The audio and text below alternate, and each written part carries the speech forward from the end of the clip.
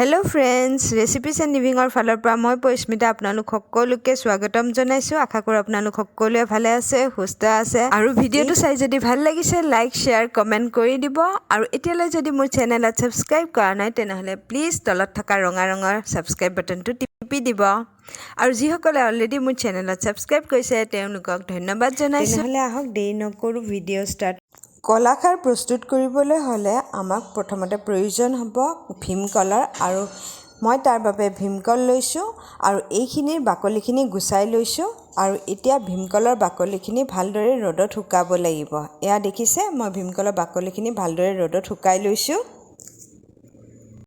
ভালদৰে ৰ'দত ভীমকলৰ বাকলিখিনি শুকুৱাৰ পিছত এইখিনি মই এটা কেৰাহীত মই লোহাৰ কেৰাহী ব্যৱহাৰ কৰিছো আৰু তাতে এইখিনি দি এই ধৰণে জ্বলাই দিছো আৰু ভালদৰে ছাই প্ৰস্তুত কৰিছো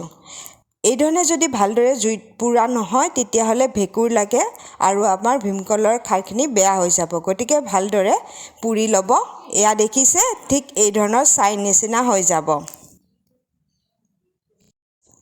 আৰু এইখিনি যেতিয়া ঠাণ্ডা হৈ যাব ভালদৰে বটলত ভৰাই থৈ দিব পাৰে আৰু যেতিয়া প্ৰয়োজন হ'ব খাৰ প্ৰস্তুত কৰিব পাৰে এয়া দেখিছে মই 3 চামুচ গ্লাছত খাৰ দি দিছো আৰু তাতে আধা গ্লাস পানী দি দিছো এইখিনি 12 ঘণ্টা থৈ দিব তাৰ পিছত ভালদৰে এই ধৰণে সেকি পিনে ব্যৱহাৰ কৰিব পাৰিব মাছৰ খাৰ বনোৱাত অমিতাৰ খাৰ বা মাটিমাহৰ দালি খাৰ বনাওঁতে ব্যৱহাৰ কৰিব পাৰিব আৰু এইখিনি ভালদৰে এই ধৰণে সেকি ল'ব আৰু আমাৰ কলাখাৰ ভিডিওটো চোৱাৰ বাবে থ্যাংক ইউ সো মাচ পুনৰ লগ পাম নতুন এটি ভিডিওলৈ আজিলৈ আহো বাই বাই